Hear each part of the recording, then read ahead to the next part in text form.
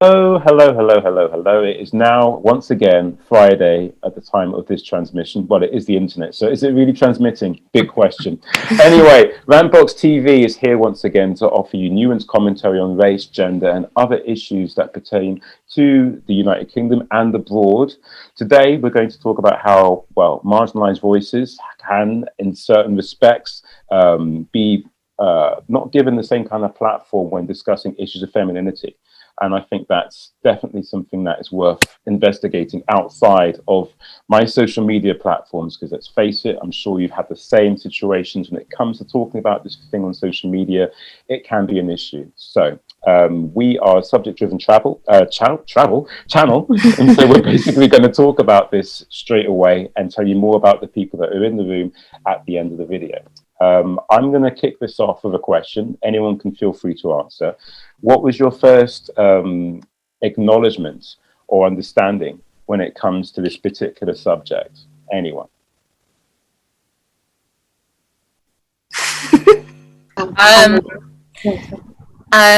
Well, firstly, I immediately thought about like my own experiences of being a woman in music, but then when talking about race and gender, it definitely made me have a deeper conversation with myself about how I so often think about what it's like for me being a woman in the music industry, but I don't think in a way that I definitely should be more considerate of what it's the added layer of being a person of colour and female in the music industry. And obviously me and Zhane are very close friends and in the same band, and thinking about like how that's not even a conversation I feel like we have very much. And just how I think I have so much to learn on the subject, and that's why I really wanted to be part of this conversation as well.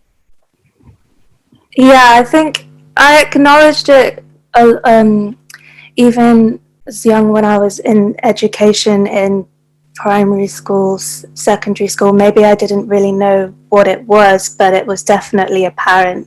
And I think that was because of the added layer of race as well as gender. But then it became very apparent to me going into music, and especially, you know, gigging and being in the indie scene. I think we've had conversations about this before as well, and just kind of feeling very much so like an outsider and not feeling as heard as other people and even as other women. So yeah, that's the first time I properly acknowledged it, I think. I think I've always known about it. I think as a first generation immigrant woman, it's very apparent to you everywhere you go. As a kid, you just know like they treat you different, especially as a Muslim woman going somewhere new where Islam is not like really a popular thing. So you're like immediately like separated from the rest, ostracized for being your gender, your race, your ethnicity, and your religion. So it's always been there. And also in sport, because I tend to be the only woman of color in my sports. It'll be all female teams, but I'll be the only woman of color on that team. So very apparent to me there.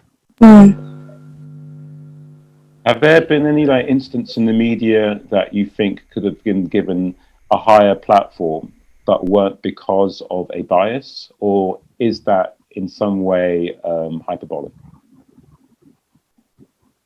The first kind of thing I thought of when I realised we were doing this was the Florence, I don't know if you know Florence Given and Slumflower situation, and I feel like that was really important to me. I don't know, but it was also quite difficult because it was hard to, I don't want to say take it seriously, but kind of see value in all of it when they come from social media as well. So they were kind of founded through Instagram, and I feel like feminism and the idea of it on social media, and especially Instagram, is always very palatable. It's just, you know, easy to digest, basically. So with that argument, I struggled to kind of see how it was benefiting anybody, you know. So, but I do feel that the Slumflower should have received a lot more support than she did, because... Could you tell us a bit about that for those who don't know who that person is but are aware of Sarah Everard, for example? Okay, yes, so the Slumflower is presence on Instagram. I think her name is Chidera. She is a Black activist, a social activist. She does a lot of talks. She's written books about race and gender. And Florence Given, similar, someone popular on Instagram. They both they used to be friends, actually, so they used to do projects together about feminism. But Florence Given released a book, I think, is a Women Don't Know You Pretty, and there was a big issue with Chidera, as there seemed to be signs of plagiarism in terms of the content and the look of the book, the aesthetic. So they were under the same publishing company. So a lot of people, I feel, at first were putting the blame, seeing them as just two people, putting the blame on Florence, putting the blame on Chidera. But I think it's more than that, because they were under the same publishing company. They're the ones that make the decisions. They're the ones that do all of this. So I think it was a bigger issue than she copied her or anything like that. I think if you look deeper, it's actually a bigger issue than that. So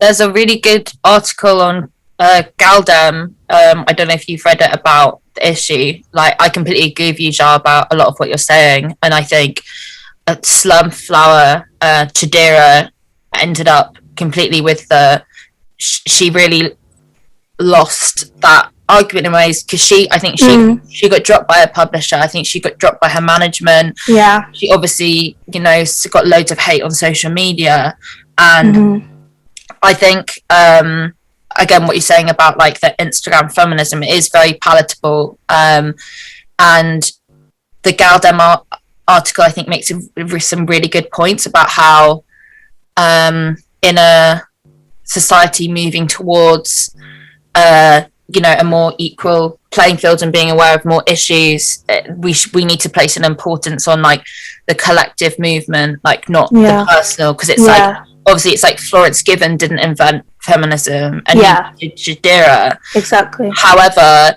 someone clearly came out so much worse in the situation, which was Chidera. And also I remember all the stuff about, if you searched like I think like black feminism or women of color, Florence Given's book would come up first on Google. So what actually happens with Chidera's book, I think it's called What a Time to Be Alone. If you searched What a Time to Be Alone or Chidera's name, the first thing that comes up is Florence Given's book. Oh, and I don't know if I explained before, Chidera is a woman of color, and Florence is a white woman. So that was very bad. Yeah. And I think as well, just in the situation, it's like you're both fighting for the same cause, but there's a woman of color who's it's much more important, I think, that her voice is amplified.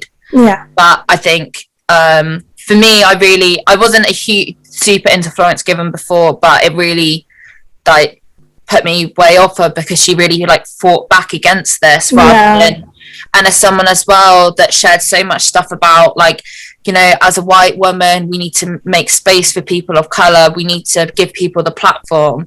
But then I felt she completely didn't do that. She really fought back against Chidera, and she's the one really that's come out on top.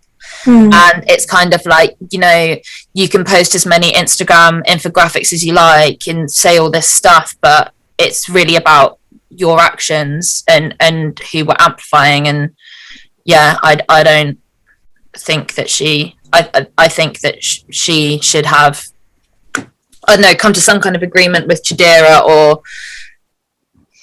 I don't know. But and I think she like quite publicly said some bad stuff about Chidera as well. It's a shame that this kind of thing happens, given what I would like to think is public knowledge, in that we know how media / social media works, in that anything it can use to keep itself going, it will, and it will favor Caucasian women because of, European beauty standards, how that upholds aspects of patriarchal thinking behind the press, as well as those who want to get in it. And yet that isn't the case when it comes to the case you're talking about here. If I could move us on a little bit to, and I suppose it's a trigger warning, but when you have violence, rape, and murder happen to people in marginalized groups, it seems to have a lower, say, public outcry. Am I being wrong in saying that? Is there pushback against that in this group? I don't know. Feel free to say anything. I mean, Mahnoor, given your background of the charity you're working with, maybe you could offer some insight. Oh, I think 100%. When it's a woman of color or trans woman or a disabled woman, something like that, you don't get enough traction on the media because who are they to you? If you look at even social media influencers, you'll have amazing people who are women of color, who are trans, who are disabled. They won't even have a margin of the same following a white girl would have just for existing, not producing any work, not producing anything creative, just existing. So we naturally have this thing in society where we don't get that much traction just because who are we? They don't give us importance like that.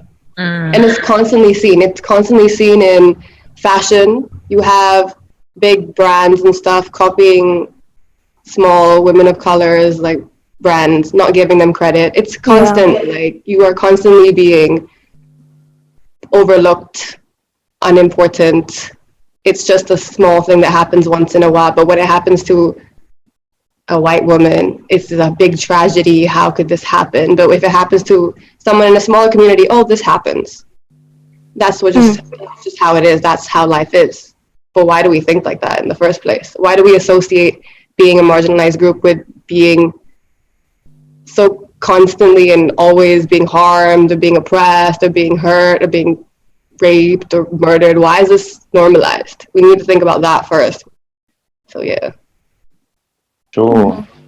There's often a particular postmodernist that I normally cite when it comes to issues of this, Jean Baudrillard. But essentially, we're looking at media, we're looking at fiction, we're looking at music, we're looking at car adverts, we're looking at all sorts of things which contribute to how we're supposed to see one person's importance or power, and how we have to kind of fit around that. And it starts with the white cis male first, and everything seems to, fall underneath that.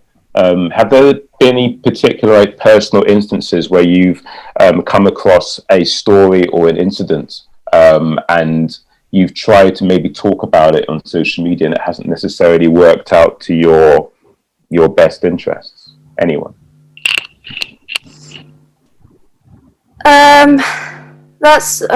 That happened quite a lot, specifically when I was sharing and posting things about BLM. There were a lot of people that I was surprised to see that I would get that kind of response, because I thought that, the people that I surrounded myself with, the people that I follow and that follow me, have the same views and opinions as me, but that wasn't the case. I did get quite a few people sending me personally angry messages, trying to block my Instagram, trying to report my Instagram and things like that.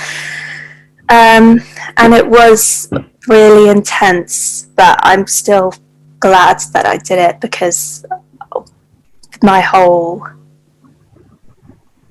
the initial reason why I wanted to do that was to try and spread education and spread information about BLM. But in terms of feminist causes and feminist things that I've shared, I haven't really got any backlash from that, to be honest. What about you guys? I've had quite a lot of backlash, more so for feminist things than maybe for BLM things I've shared. And I think it's interesting hearing both of our experiences with that, because I think definitely, like, as a person of color, I think people are more you obviously receive more flack for posting things like that, and I think it's definitely people are like angry at you for bringing something up, whereas when I share it, I feel like people just disregard it, or they're just like, yeah, just like some lady sharing stuff, because it's not my personal experience. But I think people want to get more angry at you because they'll maybe say, like, you know, playing the victim and stuff like that, and trying to tell you what your experience is. I've definitely received a lot of I mean, over lockdown I just became a full-time keyboard warrior because I was unemployed. So I had a period like that too, for sure. In terms of feminist stuff, just a lot of men just telling me that, like, I'm wrong, or that doesn't happen, which is just frustrating when you're even talking about your own personal experience. But I did have I don't know during the pandemic last year, when, you know, we were unemployed, full-time keyboard warrior was my job.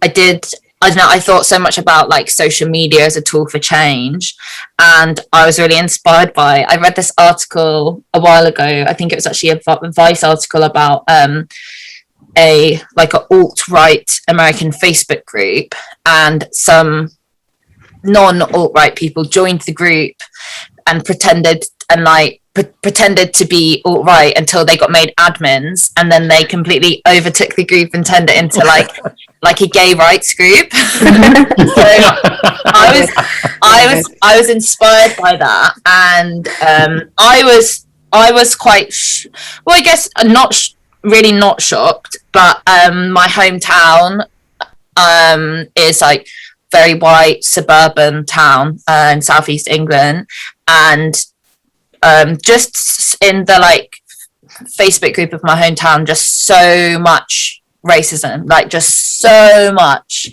And I was inspired by this Vice article, so I thought I made a lot of, like, fake Facebook profiles and, like, pretended to be like a gammon. So I, like, set my profile picture as a Union Jack, and I, like, tried to get made an admin, but I don't know, some people found out and I got removed from the groups. Oh, wow. Wasn't that in the first day or something? What a journey. Oh, wow. It was a loaded 4 hours. It's crazy. But I did join, because, you know, around there was also people trying to, like, protect the statues last year. There were Facebook groups for people doing that, and as one of my many aliases, undercover aliases, joined some of them, and it's it was crazy, like, people being like, all right, everyone, I've got a bus coming down from Manchester at 5 a.m, like, who's on it? And then just all these people being like, yes, son, like, I'll be there. And I don't know, just crazy, really. I was like, you're really getting a bus from Manchester to London to protect a statue? Yeah. Oh boy. Well, I for one wish I could have actually been part of that group, just to see you basically going undercover and slowly being found out. That sounds like quite I feel like if you had someone helping you, it could have worked. You need some kind of maybe we can do it as a team. Yeah. Infiltrate. Yeah. Also, as well, if there's a few of you, you can, like, back each other up, like, make your story look more credible, because you can be like, hi Barry, like, great seeing you in the local pub last night. I just want to take us back. If there's a conversation that, say, Mahnoor or Zhane, you've been in where you feel that at some point what you've been talking about regarding feminism hasn't, say, looked out for certain instances that you think ought to be covered? Could you relate any of that to us here now?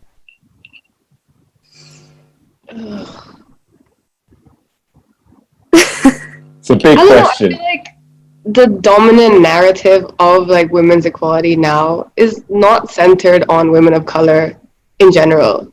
And like I read an article the other day saying that like feminism in Canada, their main goal is equal pay.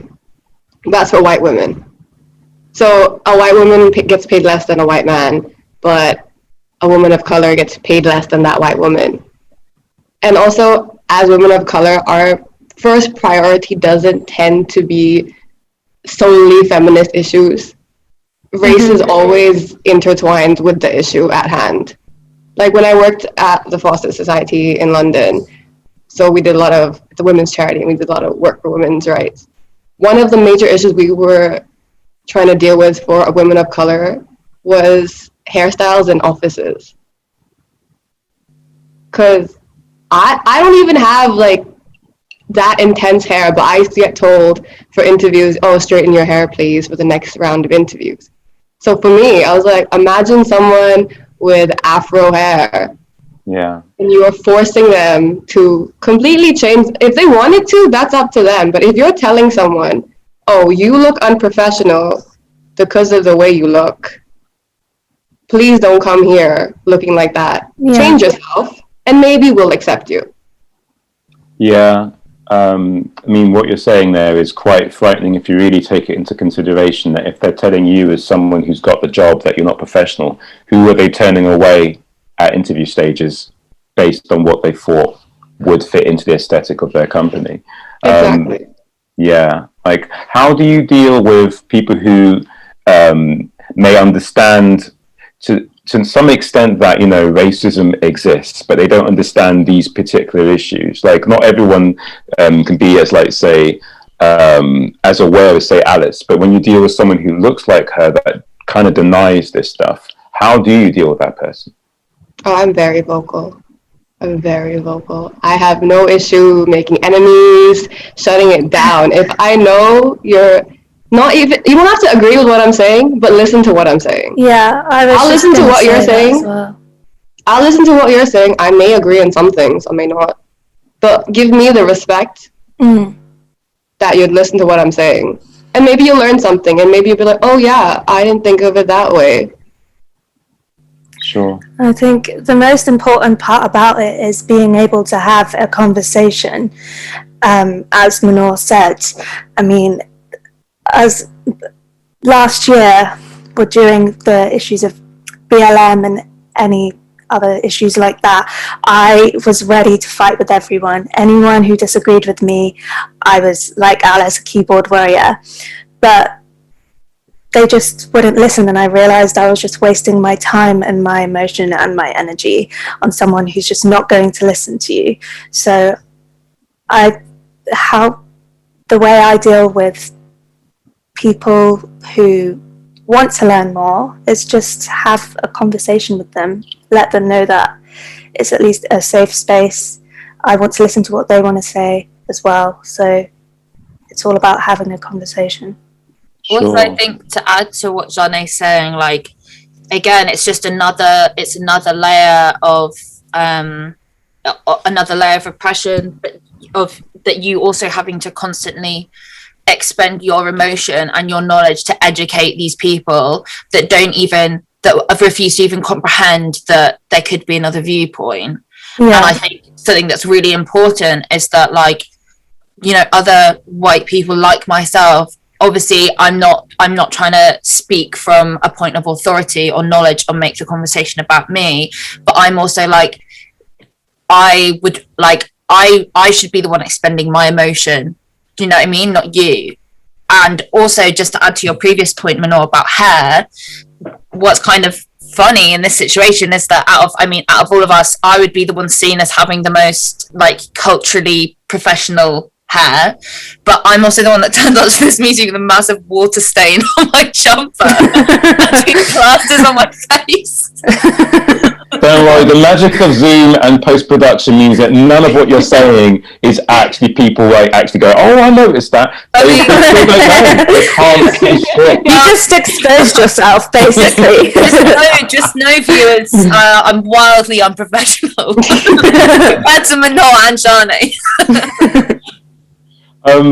Just so we're going to basically head towards closing. Do you think that there are things that need to be said that you haven't seen in material, such as like critical essays, books, or videos on this particular subject? I mean, for example, it has been said a few times, but it doesn't necessarily go into it deeply as far as my own investigation. But whenever a terror attack happens, violence against, say, women who are noticeably in Muslim attire, it spikes. And yet there doesn't necessarily seem to be enough of that put into certain, like, say, think pieces, except if there's one person that can be seen as, for want of a better way of saying it, but something that is more marketable, like, say, Sarah Everard's death, for example. That's how they think. I mean, have you guys seen anything outside of these, like, contents that you've, like, read or watched that you think needs to be said here? Just recently, there have been a few attacks in the States on Muslim women. They've been throwing acid at them. I haven't seen it anywhere on the news. I don't know if it's because I'm in like little Muslim girly chat groups where like, yo, did you see that? That could be me. And that's the only reason I hear about these kind of things, because out of fear that it might happen to one of us anywhere. So it's been happening, but no one's been talking about it. Why? I don't know.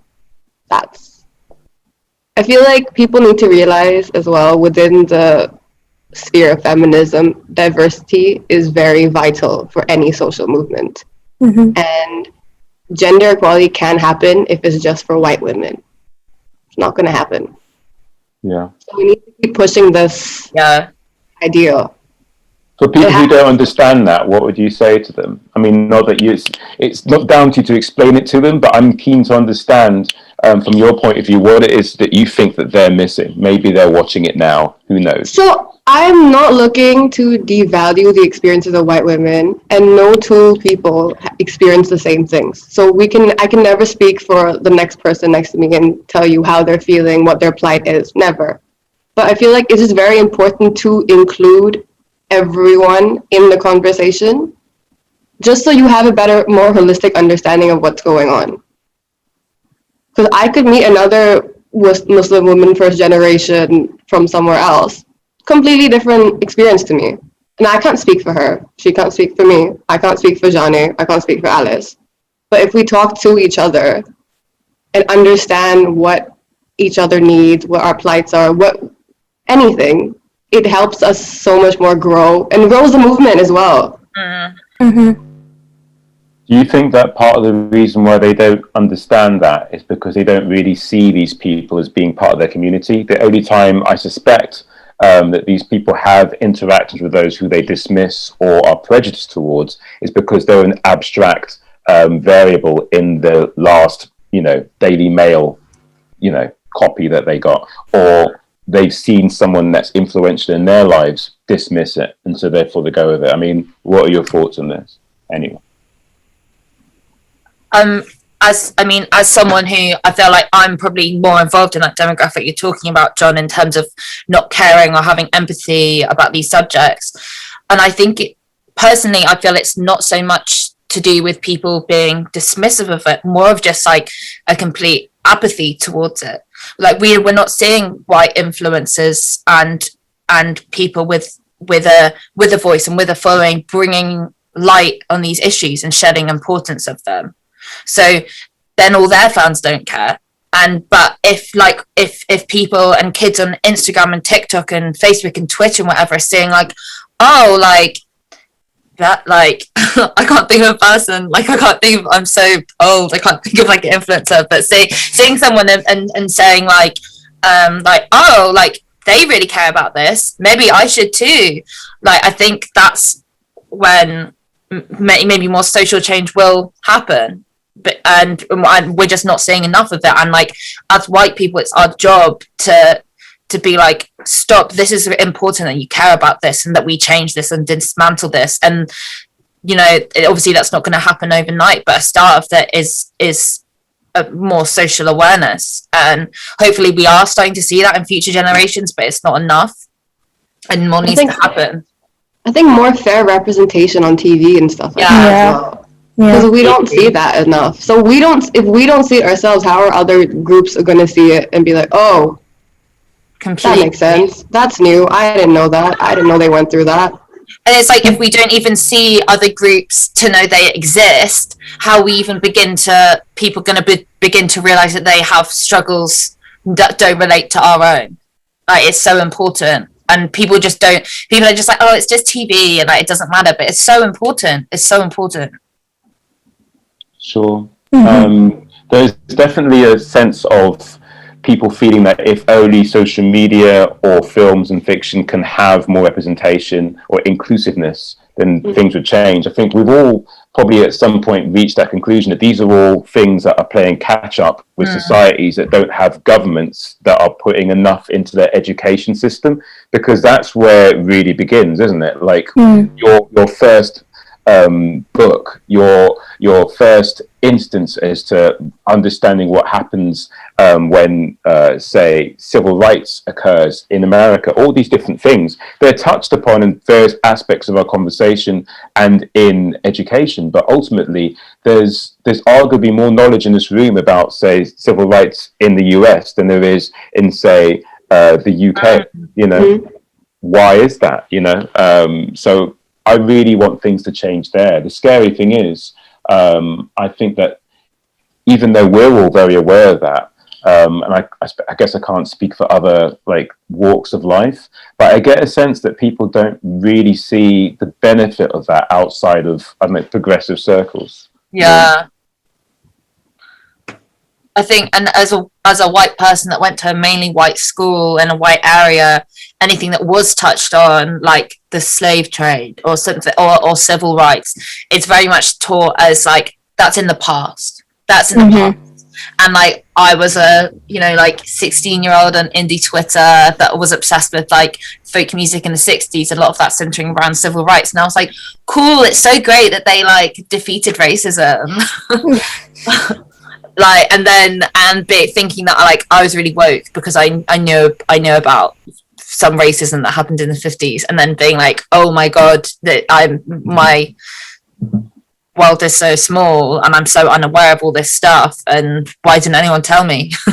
But also it's on me to find out. I'm not expecting someone to be like, Alice, racism's still happening. But good points. Have you seen the Smollax films? I've seen one of them on iPlayer with the McQueen ones. Yeah. I mean, essentially, for viewers who aren't aware of it, there was basically Steve McQueen's a director. He made a few short films that centered on the Black experience in the UK. And my point bringing that in is that how many of those were, and this is no big criticism towards him because it was worthy that he had that lens there, but how many, you know, films have been given, say, a Black female protagonist, you know? Moreover, like, and it only happened recently in a Marvel show, which I won't go into because I'm a fucking geek. But you had one of the main characters actually starting to have flirtatious relationships with a woman who was like blacker than me, right? And he is like basically a white male, and you don't normally see that, let alone within, say, Marvel structures. So in closing, does anyone have anything to say on those last few bits of information? Sorry, I feel like I've just spoke loads for the past 5 minutes, and I feel like I'm really obviously like driving home the point. Like 5 minutes. But I do also feel like, I don't know, it's important for me to be present in this conversation, but it's not this isn't about my views or experiences, and I care much more about what Zhane and Mahnoor are saying. But also as like a white woman in music, talking about what we were saying recently about discussions about like what you're saying about Canada and their main priority is equal pay, and obviously that's such a white female issue and an elitist white female issue, because you only really, I guess, and correct me if I'm wrong, but those pay discrepancies are when you're on a salary. I don't know anyone on one of those. But also recently I think we had, was it like International Women's Day, and seeing so many people posting about in music, like women in music, all this kind of stuff, and so many people just being like, yay, women, ladies, woo, and I'm like, yeah, great, like women, ladies, we love them, but it's stop centering the conversation about yourselves and being self-indulgent about it as a white woman, because it's like, yes, I've had my struggles, but we need to keep focusing the conversation on the more marginalized peoples, like women of color, disabled women, and trans women. And that's the only way that we're going to keep moving forward. And we just keep needing to stop making the conversation about yourself, which is what I've done for the past 5 years. I think honestly, I wouldn't say you have. I mean, just so viewers know, Alice was invited here. It's not like she barged in. I just hijacked this conversation. I think it was quite funny that you mentioned International Women's Day, because I remember that week being quite a rough week, wasn't it? Wasn't that it was Mother's Day, and then it was International Women's Day, and everyone was like, woo, women! And then there was the whole situation with Meghan Markle, right? An article came out that 97% of women have faced harassment and assault, and every man was like, I don't think that's true. Yeah. It was an interesting week. It was a big week. Yeah, so much could be said about that. I feel like ultimately, does it need to be said again? Maybe for those fuckers who didn't understand it, but I'm not going to give them any time. I've given them enough time. You've all given them time. You guys have been awesome, but let's face it, we're a subject-driven channel, and people might want to know who you are and what you do. Mahnoor, what do you do when you're not talking to myself, Alice, and Zhane? So I'm a content writer for a Singapore-based women's organization called Women Unbounded. You can check out the page, little plug there. I write content. You can read content. And it's great. I'm also currently in Pakistan. So there's that. Just my little stint here during COVID. But yeah, I am a politics grad, so I'm very into this kind of sphere. So if anyone wants to chat to me, you can. Fantastic. I'm sure we'll see you on RantboxTV again. You've been a great addition. Alice Weston, the woman behind the mixing desk, the person with the power in the music studio. What do you do when you're not talking to myself, Zhane, and of course the wonderful Mahnoor? I don't know. I'm a studio engineer and work in music, and I also play music. And I'm in this band with Zhane called Bugs, and I guess I've been involved in music in London in various ways over the past few years. And I'm friends with Mahnoor as well. Everyone wants to be friends with Mahnoor. I will put a link, by the way, to your band, Bugs, in the description box. So if you think, viewers, that the politics that have been expressed by Alice have been interesting, go there. She also has a bandmate, and every now and again I ask myself, am I saying her name correctly? Zhane, Alice and Mahnoor, what are you doing? So yeah, as Alice said, I'm part of the band Bugs. I also do music. I'm a music grad. I play synth and keys, and I sing. I've been doing various jobs in music as well, a bit of music teaching, just anything music I love. So that's me. Awesome. She has a lizard. And I have a little baby lizard. Wow, a cold-blooded sentient creature. Mhm. Well, good for you. You guys Let's are do awesome. it for the lizard, everybody. Maybe we'll do a Rantbox for lizards one day. I don't know. Yeah. Probably not, but hey, there's hope for you lizard lovers. Thank you for your time, everyone. As per usual, if you got something out of this video, do feel obliged. Share the love. Give it a like, subscribe. You might find other videos on the channel that you find interesting. We are on Twitter, Instagram, Facebook. And yeah, I have nothing else to say. And before I turn into full-blown fucking salesman, have a good Friday. Goodbye. Bye. Bye.